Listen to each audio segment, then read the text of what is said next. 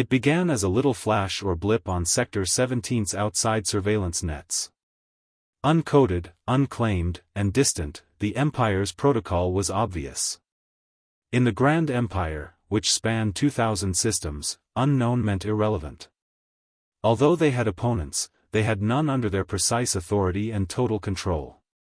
Were unknown, every threat had a classification, every rebel had a file, and possessed a pedigree that gives civilizations the illusion that they are all-knowing. Prior to this, the fleet sent to look into the signal wasn't even concerned, it was just usual protocol. 6 cruisers, 2 destroyers, and a long-range carrier make up the patrol group. Admirals joked about it over their breakfast, saying it wasn't worth waking them up. Pre-jump briefings referring to it as a space oddity or ghost blip, possibly a pirate. In the asteroid belts, the rig was patched together, but they never returned. When communications stopped working 42 minutes after the carrier's drop, the first genuine fear was triggered. The black box transmission ended in the middle of a statement, there were no calls or alarms. After reinforcements were static, the recovery drone arrived and drifted.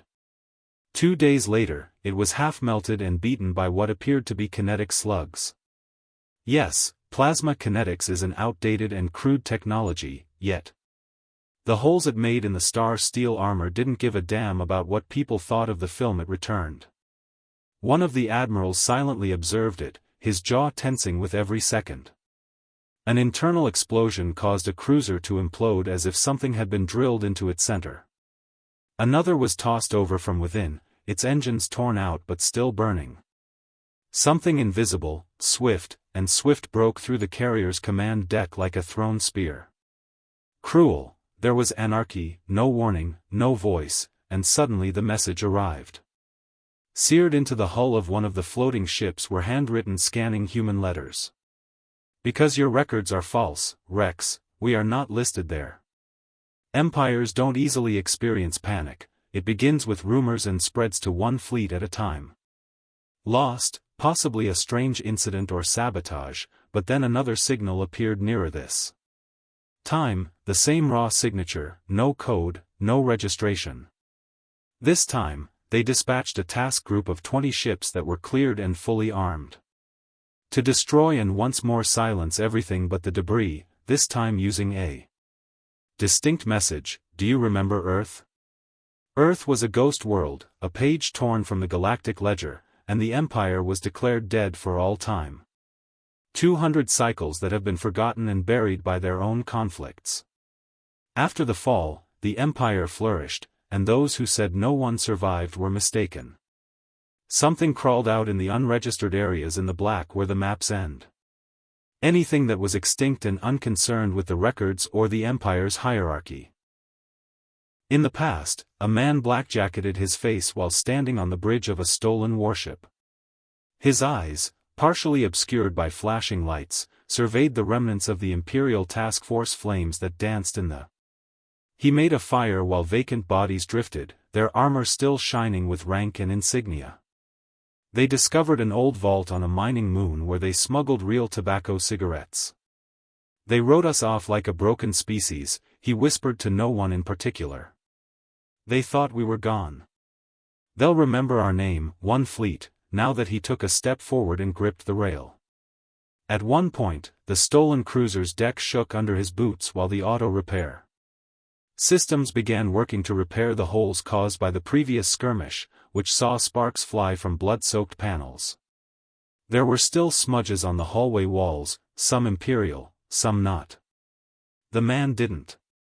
He wasn't there for dignity or cleanliness, rather, he was there because Earth needed to be held accountable and someone had to provide it to them because his name was missing from their Imperial war records and databases. He was born beneath Titan's crust and has no planetary citizenship or recorded genetic code. Stationed 2 centuries after the end of the world, brought up by damaged men and stronger women who fought to survive using outdated AI systems and trash technology. Where he came from, names were considered a luxury, thus he never had a last name. Not out of formality, but out of concern that he had won the title through blood, he is now commander. The command team, each a ghost of their own, toiled in quiet behind him.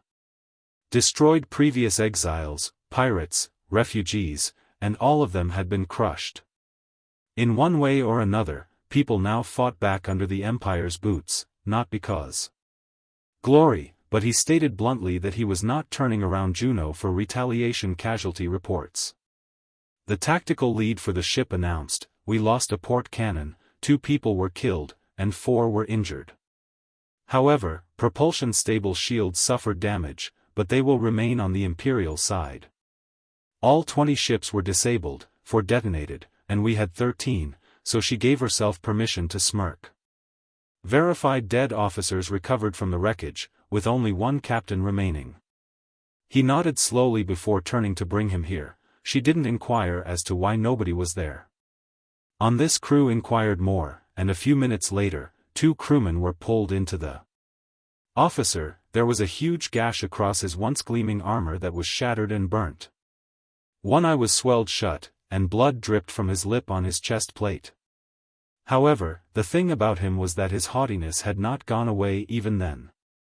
Imperial officers had such a strong sense of superiority that it persisted even after death sentences. The police said, "You're not registered. Not in our archives, not in the system." He spit blood into the deck. The commander approached, knelt, and gave him a death stare.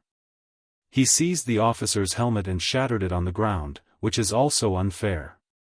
Broken pieces were all over the place.